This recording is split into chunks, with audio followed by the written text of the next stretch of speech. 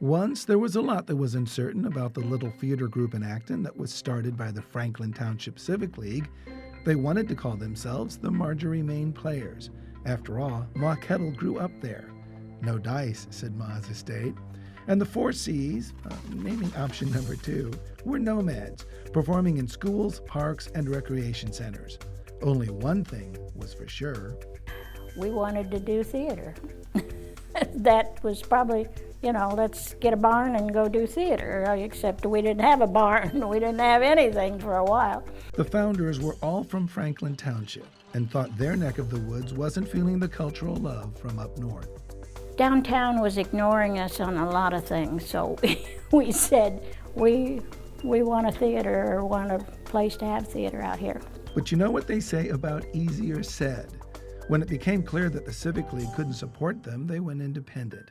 But finding that permanent home was still another matter.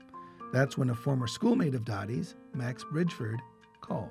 He said, I have this church building and I don't know exactly what I'm going to do with it. Would you guys like to use at least half of it and pay for the utilities? And that's all we had to do. I about jumped through the phone, at the time. Built in 1872, yes, that's 18, the church was the ultimate fixer-upper, but it was home, in spite of a few limitations. There was a teeny tiny lighting booth. It was a tiny little loft, and once the lighting person was up there, there was no getting down, ever, during the show. So they were stuck. The dressing rooms were officially over in the parsonage. So you had to, it was just a little walk across the gravel parking lot, but regardless of the weather. We had an umbrella brigade because it would rain during a show and everyone had to walk outside. So we carried umbrellas outside and made a little line of umbrellas to get them from one spot in the building to the other. We had one tiny dressing room, unisex dressing room. So we all had to be very, very private. There was no air conditioning. Absolutely no air conditioning in it. And the very first show I was in there, I was in a heavy wool sweater and a heavy wool pants. I was just a puddle by the end of it. But such theatrical gremlins only added to the lure of the theater. And what the space lacked in amenities, it far made up for in becoming a fabled destination. We developed a following, and even though a reviewer for the Indianapolis Star said we were out in the boonies, not so far out that word of mouth couldn't grow. It did. Productions grew more polished as well. The Arsenic and Old Lace set, we had a stained glass window that hung above the door. You could have lived in it. It was a real pioneer spirit, and it was like a family. We played together, we argued, we fought, we cried together, we laughed together, we had a lot of fun with each other. Go out and look, take a shot of that shelf right outside in the lobby. You'll see all the trophies that this organization has won over the years with the Encore Association, and I think that explains part of it. People know when they come here, they're going to see a good show. This was the one theater I felt I could, if friends were here from out of town, I could say, let's go see something at Buck Creek. And even if I didn't know anything about the show, I knew that it would be well done. It's a reputation that's been built over the last 40 years. Buck Creek has become a place that local actors, or area actors even, want to come to do shows because of the excellence, because of the notoriety that the theater has gained over 40 years.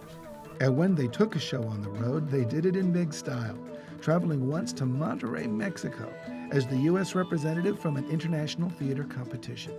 But after 23 years, it was time to move, stage left, 2 miles down the road.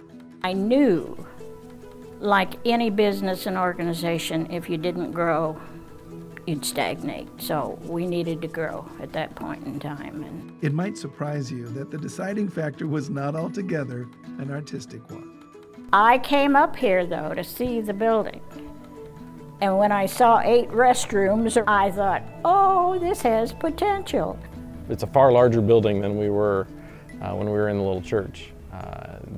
So all that joy of having everything under one roof is the roof's bigger, the roof costs more, it costs more to keep it warm, it costs more to keep it cold, and those sort of challenges that come with that. And that took a couple years to figure out when we first moved in. Though it does rely on grants, more often than not, Buck Creek depends on the generous support of the community. Never more so than this year, having successfully completed a renovation of the heating and air conditioning system of the building. One ingenious way that's done is the Play a Part fundraiser.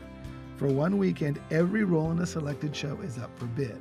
That means if they're doing Snow White, and an 80-year-old man with a peg leg and a wart on his nose has always wanted to play Snow White, yep. As long as that 80-year-old man's willing to play it as Snow White, I mean, he can't play it as, himself. He has to dress up like Snow White and do all the lines and songs. He gets the part. Today's theater is intentionally both spacious yet intimate, seating only 130 people. But it was the christening of the space that became one of Buck Creek's most moving and memorable experiences. We opened the weekend actually of 9/11. There was a lot of debate, were we going to open, were we not going to open, should we do this? And we all talked about it, and we decided that yes, we should open because it was a testament to our lives going on. We chose to go ahead and do this comedy even though the country was in great mourning, and that was a very memorable and very moving experience. It did change the tenor of the show a little bit, but I also felt like the audiences were grateful to have those few hours to not think about that, and that it was life-affirming. Life goes on, and there is a beauty in life, and theater speaks to that.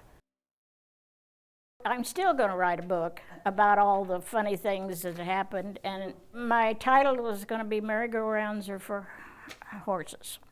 Because doing theater and living a life and working a job and so forth and so on is like being on a merry-go-round all the time. Community theater is also a topsy-turvy life, balancing long hours both on stage and at home memorizing with day jobs, bringing set pieces in from home, painting sets, and everybody does everything. For this all-volunteer crew, the question might be asked, why? And why such devotion to Buck Creek? A, they get a lot of support. B, I love the venue. C, the people that are in charge of the theater have a pretty open mind about what shows they will let you do or allow you to do. You get the feeling when you come in that you're automatically a part of the organization. You feel welcome, and not just for what you contribute to the organization. Well, I think we've had a lot of committed people over the years. It takes a lot of commitment to want to do this kind of year after year or show after show. It's like different groups will kind of move in for a while and do things for a while, and then they'll kind of step back, and another group of people will step in and do some of the directing and the acting, and then so it's keeping it fresh. It's a passion. We do it because we love it. Looking back, Dottie says so much of it all seems to have happened in the blink of an eye. But what's to become of this colorful cast of characters for Buck Creek's next 40 years? Well, as it always is with Buck Creek, there just might be some magic involved.